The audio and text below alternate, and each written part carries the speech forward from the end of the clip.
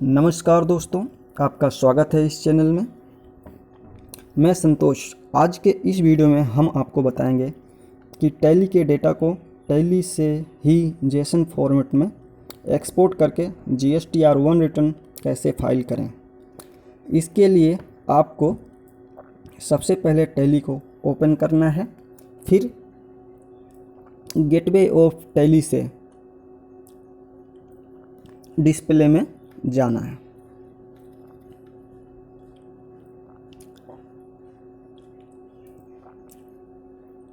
इसके लिए आपको यहाँ डी प्रेस करना है। डिस्प्ले में जाने के लिए आपको यहाँ पर डी प्रेस करना है। फिर आपको स्टेटरी रिपोर्ट्स में जाना है। इसके लिए आपको यहाँ पे ओ प्रेस करना है, या आप यहाँ पे एंटर भी कर सकते हैं। तो यहाँ ओ प्रेस करेंगे, फिर आपको यहाँ पर GST रिटर्न में जाना है। इसके लिए आप जी प्रेस करेंगे।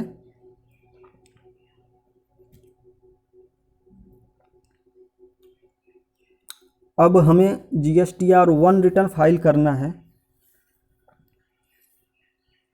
तो हम GSTR1 पे एंटर करेंगे या 1 प्रेस करेंगे।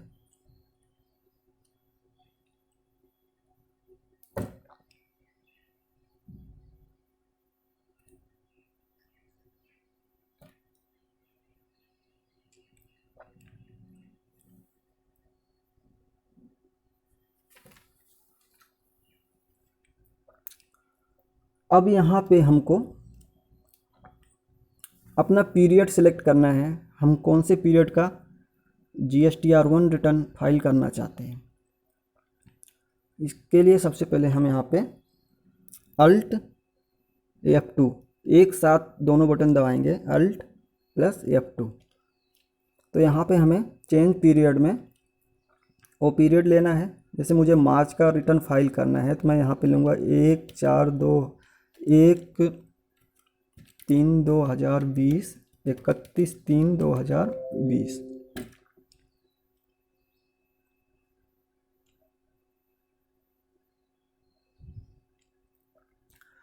तो हमारे मार्च मंथ का रिटर्न की जो समरी है यहाँ पे अब दिख रहा है।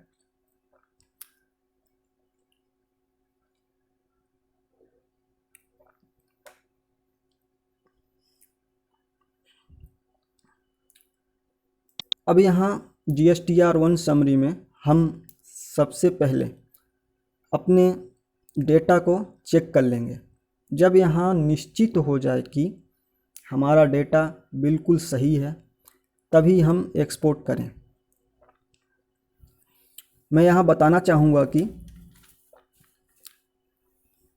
B2B में ऐसे इनवॉइस आना चाहिए जो टैक्सेबल रकम की हो, और उसे हम एक रजिस्टर्ड डीलर या रजिस्टर्ड डीलर को बनाया हो। B2C में हम देखेंगे, B2C में हमें हमारा ऐसे इनवॉइस यहाँ पर आना चाहिए जो हमने इंटर स्टेट अनरजिस्टर्ड पर्सन को सेल किया हो और उसकी रकम 2.5 लाख से ज़्यादा हो। तो ऐसे इनवॉइस B2C में आएंगे, B2C लार्ज में आएंगे। उसके बाद B2C में ऐसे इनवॉइस आएंगे जो लोकल अनरजिस्टर्ड डीलर हों, वो सारे इनवॉइस यहाँ पर आएंगे। और इंटर स्टेट भी यहाँ पर अनरजिस्टर्ड डीलर आएंगे जो 2.5 लाख से कम अमाउंट के होंगे, वो भी यहाँ पर अमाउंट B2C में दिखेगा। तो 4 नंबर डेबिट क्रेडिट नोट, जो हमने सेल इनवॉइस पे क्रेडिट या डेबिट नोट बनाया है रजिस्टर्ड डीलर को, उसके अमाउंट यहाँ पर शो करना चाहिए। 5 नंबर में credit debit note unregistered person, जो हमने लोकल डीलर अनरजिस्टर्ड पर्सन को सेल किया है, और 2.5 लाख से कम वाले अनरजिस्टर्ड पर्सन को, इंटर स्टेट वाले को भी क्रेडिट डेबिट नोट जिसको इन लोगों को हमने बनाया है उनकी टैक्सेबल वैल्यू और टैक्स अमाउंट यहाँ पर 5 नंबर क्रेडिट डेबिट नोट में यहाँ पर शो होना चाहिए। अगर कोई एक्सपोर्ट है, इनवॉइस है, तो यहाँ पे आना चाहिए। टैक्स लायबिलिटी एडवांस रिसिप्ट पे कोई है तो यहाँ पर आएगा, और उसकी जो एडजस्टमेंट एंट्री है फिर यहाँ पे आएगा। उसके बाद 9 नंबर में नील रेटेड इनवॉइस, जो हमारे टैक्स फ्री गुड्स के जो इनवॉइस हैं वो यहाँ पर शो करेंगे।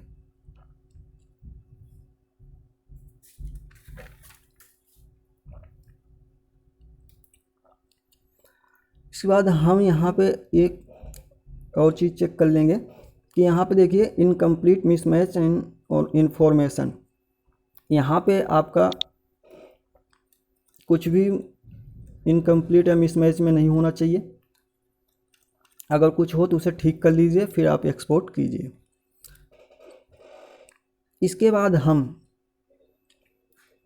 अब यहाँ पर एक्सपोर्ट करेंगे। एक्सपोर्ट करने के लिए आपको Ctrl+E करके भी आप एक्सपोर्ट कर सकते हो, और यहाँ एक्सपोर्ट GSTR1 पे क्लिक करके भी आप एक्सपोर्ट कर सकते हो।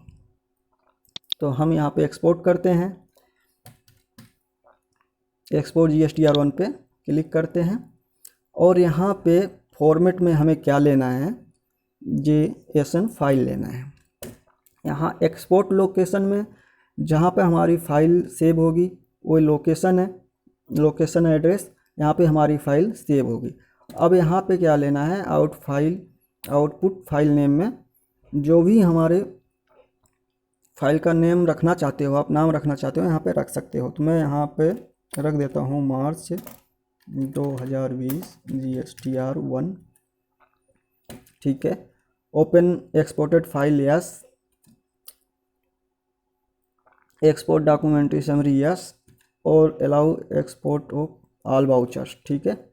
ऑल वाउचर लेके हम यहाँ पे एंटर करेंगे, और एंटर करने के बाद हम यहाँ पे एक्सेप्ट कर लेंगे। एक्सेप्ट करने के लिए हम यहाँ पे वाई का बटन प्रेस करेंगे या माउस से यस पे हम क्लिक करेंगे, ठीक है। तो मैं यहाँ पे इसे एक्सेप्ट कर लेते हैं। वाई का बटन मैंने क्लिक किया है। अब देखिए ये जो मेरा फाइल है यहाँ पे सेव हो गया है। तो इस फाइल को मैं क्या करता हूँ, उठा के डेस्कटॉप पे रख लेते हैं, जिससे हमें इंपोर्ट कर पोर्टल पे, जीएसटी के पोर्टल पे हमें अपलोड करते समय दिक्कत ना हो। तो मैं यहाँ पे क्या करता हूँ, इसे कट करता हूँ। कट करने के बाद मैं इसे डेस्कटॉप पे रख लेता हूँ।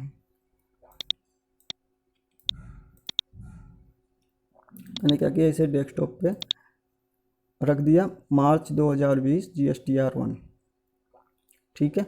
इसके बाद हम फिर से वापस टैली में जाएंगे। टैली में जाने के बाद अब हमें क्या करना है, यहाँ पे Ctrl O प्रेस करेंगे। Ctrl+O दोनों बटन ने एक साथ आपको दबाने हैं, Ctrl और O एक साथ। तो जब एक Ctrl O एक साथ आप दबाएंगे तो जीएसटी की जो साइट है वो यहाँ पे खुल जाएगी। और टैली से आप यहाँ पे देखिए, यहाँ ओपन जीएसटी पोर्टल पे भी क्लिक करके आप जा सकते हैं। अब हम यहाँ पे चलते हैं, यहाँ पे फाइल पोर्टल पे आ गए हैं हम यहाँ पे जीएसटी के। तो अब यहाँ पे हमें क्या लेना है, अपना यूज़र आईडी लेना है। तो जो हमारा यूज़र आईडी है मैं यहाँ पे लूँगा यूज़र नेम में, जो हमारा यूज़र आईडी है यहाँ पे यूज़र आईडी जो है वो ले लीजिए, और यहाँ पासवर्ड में पासवर्ड जो है वो ले लीजिए। और उसके बाद जो आपका एक कैप्चा आ रहा है उसे यहाँ पर फिलिंग कीजिए। फिर यहाँ पे लॉगिन पे आप क्लिक कीजिए। लॉगिन करने के बाद कुछ इस तरह की विंडो आपको दिखाई देगी। आपको यहाँ पर रिटर्न डैशबोर्ड पे क्लिक करना है।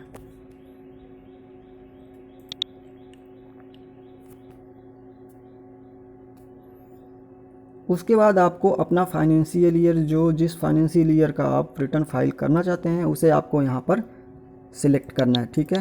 तो मैं 19-20 का रिटर्न फाइल करने जा रहा हूँ, तो मैं यहाँ 19-20 सिलेक्ट करूँगा और रिटर्न फिलिंग पीरियड में क्या करना है हमें, मार्च का मैं रिटर्न फाइल करने जा रहा हूँ तो यहाँ पर मार्च ले लूँगा, फरवरी है फरवरी, मैं मार्च लेता हूँ, मार्च में मुझे फाइल करना है तो मैं यहाँ मार्च सेलेक्ट करके यहाँ पर सर्च पर क्लिक करूँगा। सर्च पे क्लिक करने के बाद अब GSTR 1 में हम प्रीपेयर ऑनलाइन, प्रीपेयर ऑफलाइन, यहाँ दो ऑप्शन दिख रहा है, तो हमें क्या करना है, प्रीपेयर ऑफलाइन पे क्लिक करना है।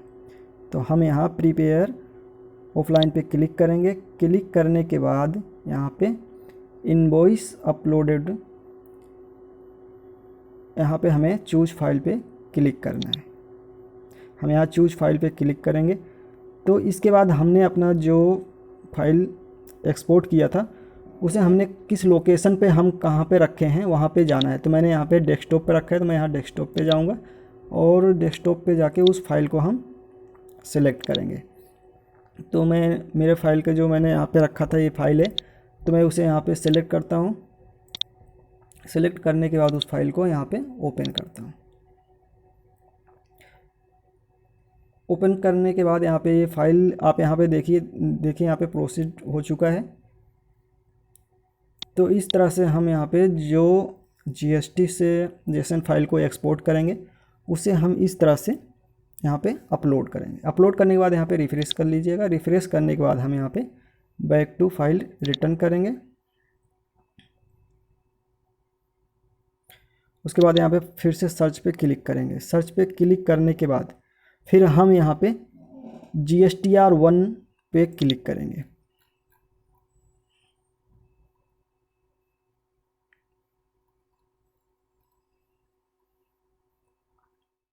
दस मिनट रुकने के बाद ही आप GSTR 1 के डेटा को और टैली के डेटा को आप चेक करें। तो मैंने पहले से ही अपलोड कर रखा था, इसलिए मैं आपको दिखाता हूँ किस तरह से।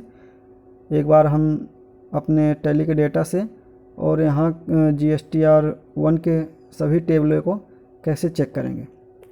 जैसे B2B का टेबल है और ऐसे ही सारे टेबल को जिस डेटा से हमने रिटर्न फाइल किया है, जिस डेटा से हमने रिटर्न को फाइल किया है उससे एक बार चेक कर लेंगे कि सही से डेटा अपलोड हुआ है कि नहीं। तो उसे चेक करने के लिए फिर हम क्या करते हैं, देखो कैसे चेक करते हैं। तो इसे चेक करने के लिए हम क्या करेंगे, उस डेटा को खोलेंगे। देखिए टैली में जाएंगे, टैली से हमने अपने डेटा को अपलोड किया था, टैली से हमने फाइल को अपलोड किया था। तो हम यहाँ पे देखते हैं, टैली में जाएंगे, यहाँ पे देखिए सबसे पहले हम B2B को मिला लेंगे। तो B2B को मिलाने के लिए यहाँ पे देखिए टैक्सेबल वैल्यू B2B में कितना है, 4627835। तो अब यहाँ GSTR 1 के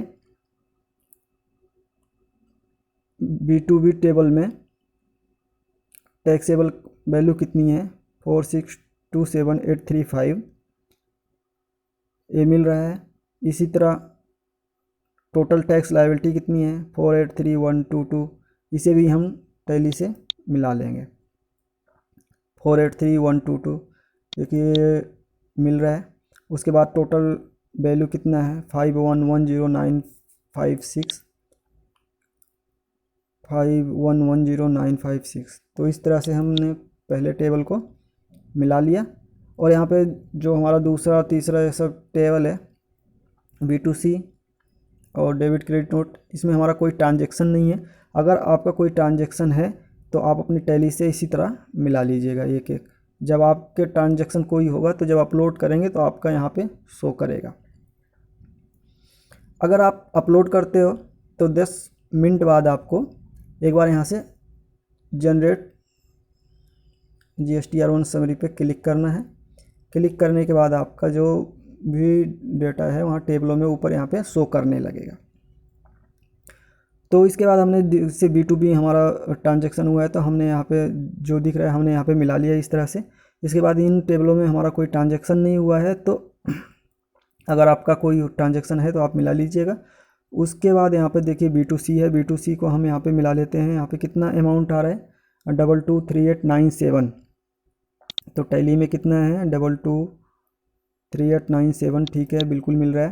और 22033 ये टैक्स लायबिलिटी है, 220333, तो ये भी मिल रहा है।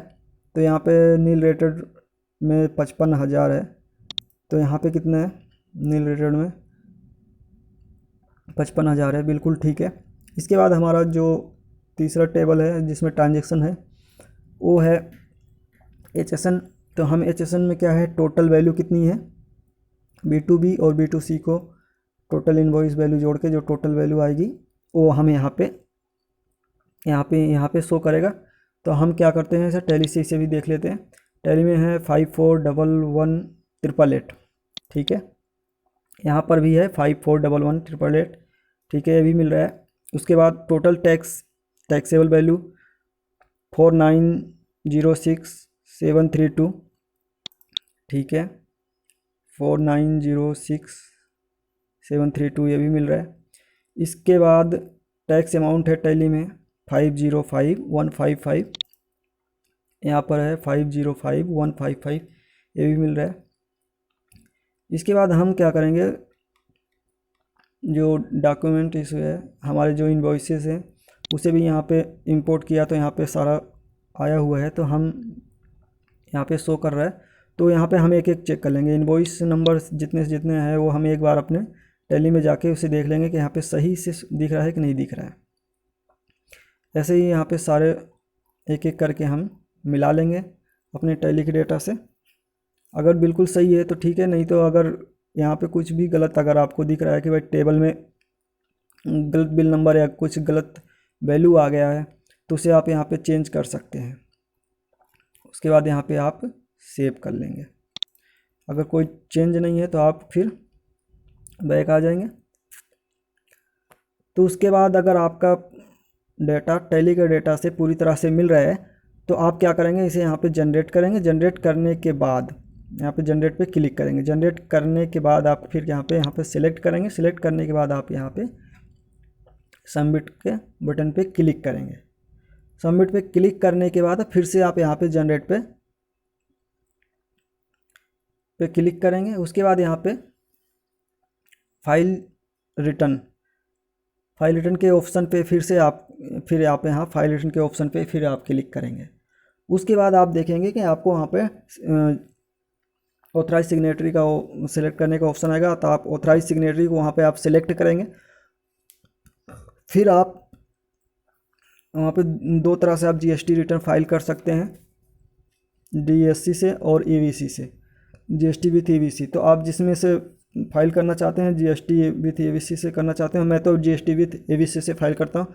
तो GST विथ EVC से सिलेक्ट कीजिए और वहाँ पे आप OTP जनरेट कीजिए और वहाँ पे OTP को एंटर कीजिए और रिटर्न फाइल कीजिए। तो दोस्तों इस तरह से हम टैली से GSTR1 रिटर्न फाइल करेंगे। तो यह वीडियो आपको कैसे लगा, लाइक कीजिएगा, कमेंट कीजिएगा, सब्सक्राइब कीजिएगा। अगले वीडियो में फिर मिलेंगे। नमस्कार।